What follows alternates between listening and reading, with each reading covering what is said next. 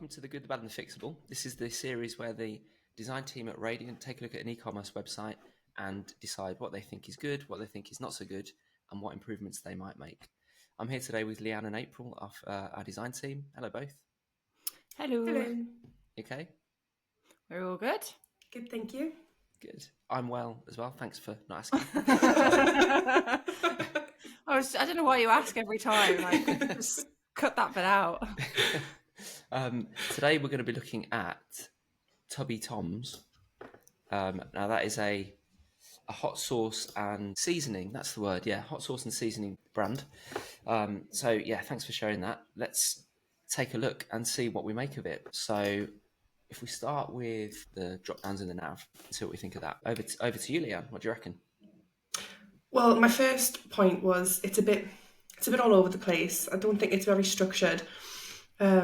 I think it's sort of any branding. I think the links just sort of jumping around, and some of them are quite long, some of them are quite short, and I think it's just all merging into one. I just think it might be beneficial to maybe make use of the space available. We can maybe extend the menu, introduce some imagery, update the hierarchy potentially, just so we can sort of navigate the links a little bit better and make that user experience a bit smoother. It looks quite confusing on first glance. Yeah. Are the darker, the bold ones are the headings, and then the lighter ones? Yeah, they're the headings. Yeah, they are. They click through to the main collection pages. Just to know, we always have the same issue. On a smaller screen, the hierarchy seems to be a bit better. It sits nicer on a smaller screen, but it's still just one long layout. Yeah. I think you're right. If you had that as like a full width mega menu, but still had you could still see the content underneath and have imagery in there.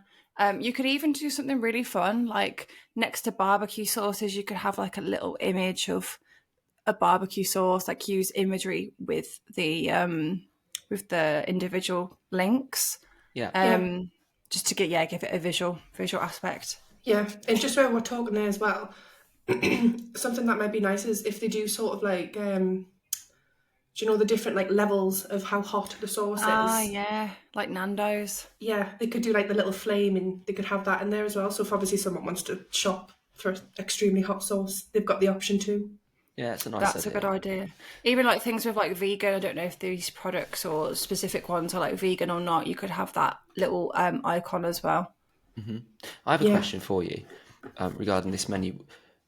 Would it be different if you were viewing it on mobile, for example? Because what we've described would kind of add a lot of things into it.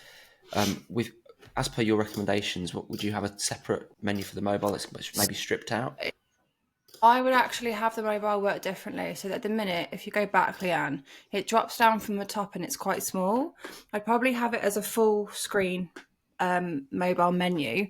And then when you go into shop, I actually think it works better on mobile. I think you can still include like the little hot rating, but mobile does seem to work a bit better. It's a bit cleaner, isn't it, on mobile, I think? It is, yeah. It's got a lot more structure, I think. It's almost an afterthought on desktop. Yeah. Yeah. Okay, that's good. So moving on to the rest of the site, one thing I picked up on was the contact us icon. So yeah, that's it in the bottom left. So it's a WhatsApp icon there. So the thing I was struggling with a little bit is if I had a question or a query or I wanted to get in touch with the brand, there's a few barriers here. It asks you to go via WhatsApp. So if you then click to continue to chat, then it says it looks like you haven't got WhatsApp. So it's just kind of like putting the onus on the customer to follow these steps in order to get in touch with them. I would probably make it easier for customers to get in touch, whether that's through live chat bots, email addresses, phone numbers, etc. There's ways that it could be better.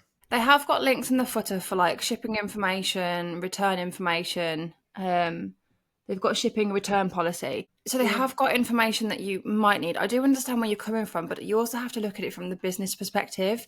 Having a chatbot needs somebody on the chatbot 24/7 or whatever the opening hours are to respond to those replies. If you don't get a response immediately, the user's going to be even more frustrated.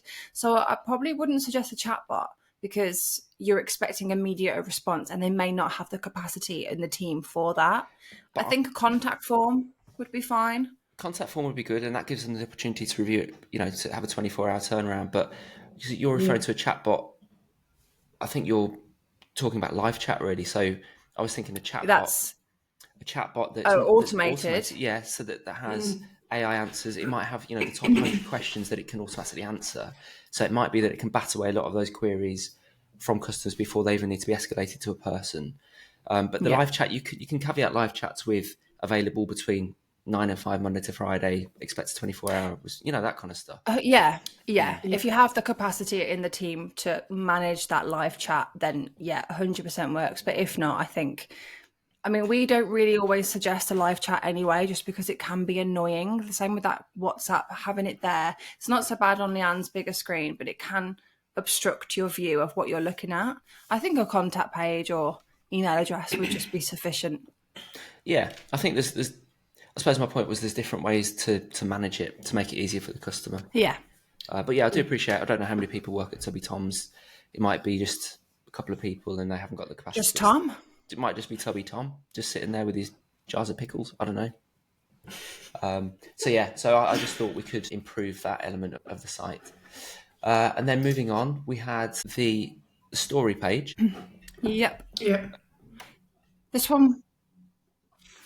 Yeah, we discussed this prior, didn't we, of how currently it's not really very engaging. And I think there's such a nice story behind the brand and how he started the products and then began to sell them and then developed the brand a lot further.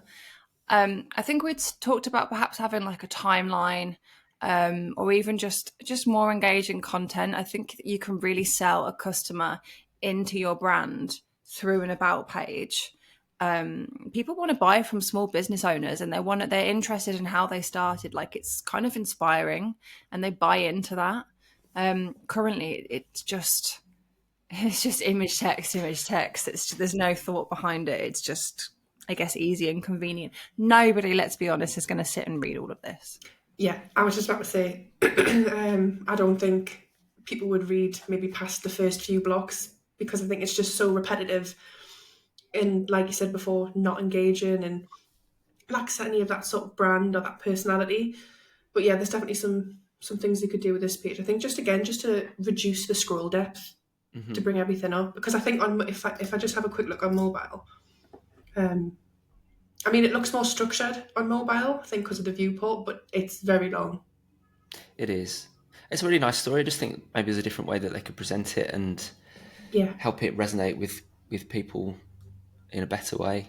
Could be a really cool page, I think. Some little animations there and stuff. Yeah, okay. And then if we flip back to the homepage again, I think there were some comments on the hero. Yes. Yeah.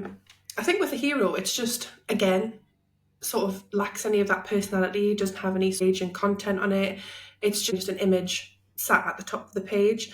I think it could be beneficial from potentially some copy in there, maybe a link to some products to shop. And again, maybe just settle with the imagery that they've chosen, see if they can get something that maybe represents the products a little bit more, to highlight like maybe a featured product or new upcoming product. There's lots they can do with that hero banner on that hero section. The hero is like the introduction to your site. It's the first thing that users typically look at. It's the chance to wow people. Having just a person on there, you may be slightly confused as to what it is that you're buying into. I think that Leanne is right. Having a product showcase, you could do something really nice with the branding and like have really nice header imagery. And then, get the SEO benefit from having a title and copy, and then also link through. You can always change it as well. Like if you've got a new launch or promotion, seasonal, and change that hero content up regularly, just so that it doesn't look so like stagnant and like just old. At least if you can kind of update it and kind of bring people up to speed with what's going on and what's new, it would just be a bit more engaging. Yeah, that makes sense. And then what about kind of more broadly speaking, the homepage layout itself as you scroll down? It is just one long page. It's nice to see lots of products on a homepage because it gives users the chance to understand the breadth of product that the brand's offering. But this is essentially just putting all of the collections in on one homepage. I think you should have product carousels to introduce specific collections. You could have a bit of the brand story on here. You could have, they've got reviews at the bottom, which I think is great. You could have like the brand's USPs. So what's really unique about Tubby Toms. You could have recipe section. There's so much opportunity to have engaging content. No. Also, it doesn't really look like a conventional homepage. It doesn't look like a conventional website, if I'm being honest. No.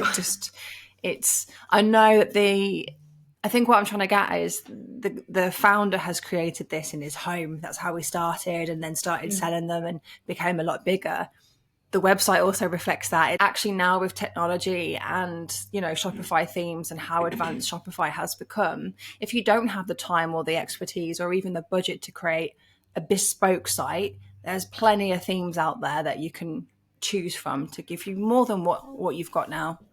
Yeah, you're totally right. It's very long as well. And I feel like the review section at the bottom that you had mentioned, I feel like it can get potentially overlooked because, again, it's got that really wide hero, the same as all the others. This duplication of each content. And obviously what we had said about bringing maybe some more of the brand and the story into what you said, but if we look at the photos they have on the story as well, it looks very sort of like social as well. So I think that would be a nice element that they could, if they have that, they could bring that into here as well, because you could tie it all up from through the whole user journey. The product cards themselves, Leanne is on a bigger screen. So on a smaller screen, they may look slightly bigger, but they don't look really like a conventional product card. You haven't really got, it's fine to not have a CTA. You can just have the whole thing clicked, but I think they could do a lot more. Like the image sizes are really inconsistent. Some are square. That one looks portrait. Even the product imagery itself is too much. Yeah. Just to have a picture of the bottle. You could even put a knife, like that one at the top left, they've got that dill pickle. They've got the bottle and then the background is like the ingredients. That's nice. But have it consistent for every product. Yeah. I think it's better to invest in a professional e-com photo shoot because you do get a better quality of imagery. Although that said, did you see this week the ChatGPT's latest feature where people have been taking photos of products and just turning them into nice product cards and ads and stuff in just a couple of minutes? So if you talked about maybe lack of budget, perhaps that could be an approach to take as well. Use AI. Yeah. I think it's the imagery that really lacks for the product card. I think if you just had consistent photo style, it would have a much more impact. Yeah, they do have that hover effect as well, but I feel like it's a bit redundant in terms of it's not very powerful and it's easily missed. And again, in terms of this, when we bring back the recipes, it could be nice if they did have a secondary hover, if they were all consistent in terms of linking up like a recipe. So if you hover, that secondary image is that like the recipe that it's in relation to. I'm glad you talked about recipes because that was an element that we all spotted, wasn't it, on the site? They've got a recipe section. I don't know if you want to flip over to that and have a look. It's a nice touch, to be fair. It is. Showcasing how your products can be used. You don't really see that. You can't really use it for every product, but it's nice that they've done it in this instance. Yeah, but again, I think the layout they have is very sort of collection page, and that is fine for what it is, but I think they've probably got the opportunity here to be a little bit more visual in terms of layout. Do you know what they could do? The smallest change would be to change that imagery from a 3:4 ratio to more landscape, perhaps like a 16:9 or a 4:3, like switch it around. I think it's just, or even a square. I think that itself would be the biggest impact. I think at the minute it just looks like it's been sort of slapped together, if that makes sense, like sort of last minute put on here. And then if we click through into the recipes themselves, how are they displayed and communicated? Leanne would prefer to have imagery when she's looking through a recipe, whereas I actually disagree. I like to not have imagery. I just want step-by-step instructions. That's how I follow a recipe. But you have to think about everyone's learning style because you're learning how to cook something here, and everybody learns differently. Some people prefer a visual, and I think that is helpful, particularly when you want to see the colour of something or the consistency. That would be helpful.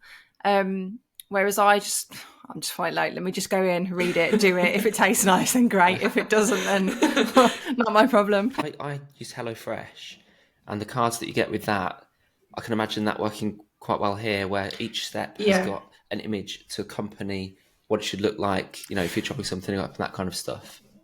Do you know what they could do? And they may do it. Because talking of HelloFresh, I've had that before, and I love having like a physical recipe, mainly because if I set my phone up to read a recipe, it locks after 30 seconds, and then I have to unlock it, and then my hands are dirty, and then my phone won't unlock. Do you know what they could do if they don't do it already? When they send out products, they could send out recipe cards. Some recipe cards as well. With that, with it. Good idea. It is a nice little touch. It is a nice touch, and I think they can have that for free. Yeah, I think as well, if it grew, like, I mean, I'm unsure on the side of this anyways, but if it did become sort of like this sort of mass popular product, they could sort of do like, you know, like the subscriptions where you get your monthly ones and you get like a new recipe each month. Yeah, subscription service to hot sauce. Yeah. Yeah, get that recurring revenue in, Tom. Mm-hmm. Yeah, looks good. I think so. Some recommendations on the recipes, but overall, it's a nice thing to incorporate into the site, isn't it? Really nice thing. Yeah. It's really nice content. It's like having, I mean, I don't know if they've got a blog, but I think it's better than a blog. It's, you know, yeah. Maybe they could do a little bit more. What they could do, actually. Oh, here we go. What they could do. Sorry, the ideas are flowing now. On the recipes listing page, they should tag. Do they tag the products? They've got tags, so like asparagus Mexican, but they could tag the products so that when you're on a product page, or we've already mentioned this, but when we're going to mention it on the product page, you can have the recipes linked. But equally, when you're on here, you could have a filtering at the top where you select your hot sauce and then it shows the recipes. Yeah, that's a good idea. Yeah, and the linking's a good idea too. Get that bit of interlinking between the recipes and the product pages. Mm-hmm. And then you can just filter the recipes by whatever hot sauce or seasoning you've got. Yeah. Guys, they've got a filter. Have they? Yeah, let's have a look. Tom's already thought of it. Oh, God damn it. I mean, there's a lot in there. Yeah, maybe that's a bit too much, Tom. I think we should strip some of that back a little bit. Yeah. You could just have I don't know how many products they've got, but you could maybe categorize them some way and not have all of those, because that is a lot to look at. And instead of using the browser filter, the native filter, have a nice custom design filter. Yeah. They could do like, you know how we do like quick links on collection pages in terms of like the I don't know, they could do like the top 5 or something. They could have something nice like that. Mm-hmm. They could tie in that sort of different level of how hot it is. But yeah, they could do something like that, and then I think that just ties in everything in terms of what we spoke about, from sort of the navigation to the recipes to the PDP. Yeah, just bringing it all together. Yeah, that's good. Yeah. And then talking of the PDP, should we have a quick look at that before we finish? I think I must have clicked into a box set. Oh, not a typical. So it's basically 5 products on one, isn't it? Because it's every product in the box set there. And you know what? That's going to be really important to the business, because they'll make more money from one single purchase, because it's kind of an upsell, but in one product. I think they could do with more on these type of sets. The variant selections, I think, need an improvement, because that drop down, who's going to sit and read all of that? Like, nobody's going to read that. So it's the same here. It's too much choice. Yeah. You run the risk of overwhelming the user, I think, by giving them just too much at one go. And then they could do with like some more information about each individual, like what they get in the product. I know they've got all this written text, but actually some visuals. If they have some nice product photography, which I'm assuming they would have of the individual products, add all of that in. Wow, that's a lot. It just keeps going. And I think as well, because everything's capitalised. Hence it stop. It doesn't. Yeah, everything's capitalised, so I feel like the hierarchy it's just not there. Difficult to read, isn't it? Yeah. So that's a box set one. What about if we just look at a normal? If we look at a bestsellers. Yeah. Oh, that type of imagery, perfect. Yeah. And do you know what I love about this brand? The unique packaging.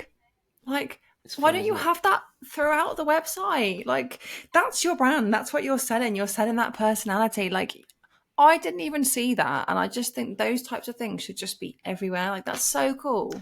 Yeah. I think where the small issue comes into play is because the images are so overcrowded with all the different graphics in the backgrounds, you lose sort of the element that is the brand.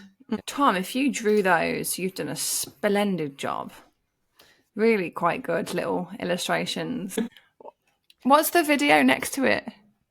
That's a little making of behind the scenes. But that move that further down. Take it out of the image gallery. Move it further down and make like a section like how the product's made. Like if you've got that for every product.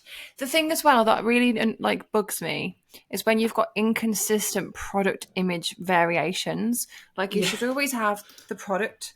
Every product should be consistent. You have the product in the bottle. You've got that product here. That one's fine. Those versions are fine. And then have like a close-up shot of the product. Keep it simple. That's it. You could even have the product on top of a meal, but just have it consistent throughout every product. And yeah, get rid of that one.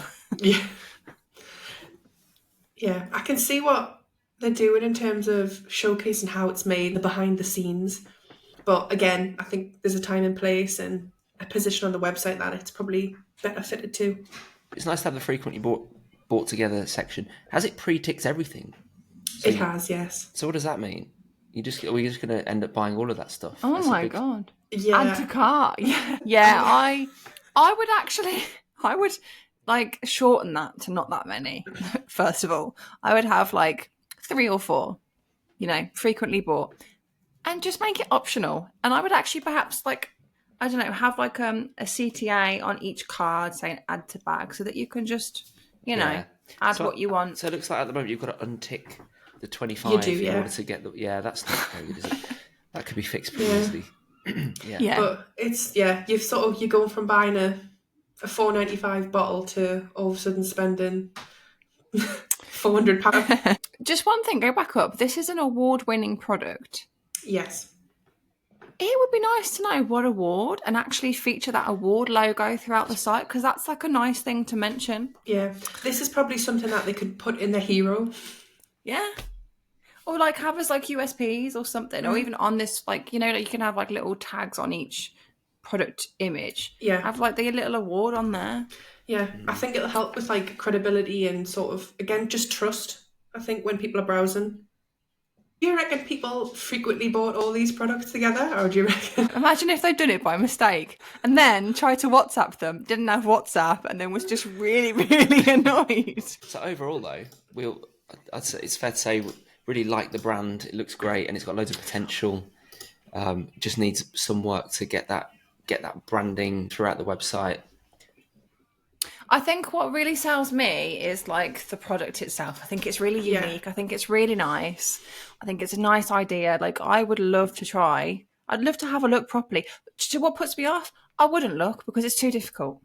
That's the thing that I think we should get at here, is that it's too difficult to find what you want and to be in, like, I wouldn't know where to look, where to start. I think actually if you strip everything out first and just really like nail the product photography, number one, simplify the site a bit more, and just maybe invest your time in getting some nicer product photography and consistency in product photography. Do that as a phase 1, and then you'd probably see an increase in revenue, an increase in conversion, and then you can start investing in more of a bespoke site and have like custom elements and illustrations throughout to bring the brand together. Yeah. I think just start in small steps. Yeah, I think there's definitely some quick wins that we've sort of probably ran through and mentioned that they could implement first whilst they're sort of working on the bigger, heftier elements. But yeah, I think there's definitely some nice improvements that could be done. Thank you both for your time. That wraps up series 1 of The Good, the Bad and the Fixable. So we've done our first run of 12 episodes. Thank you both for getting involved. I think it's been really good. Exciting. No worries. And thank you for watching, and we'll see you soon.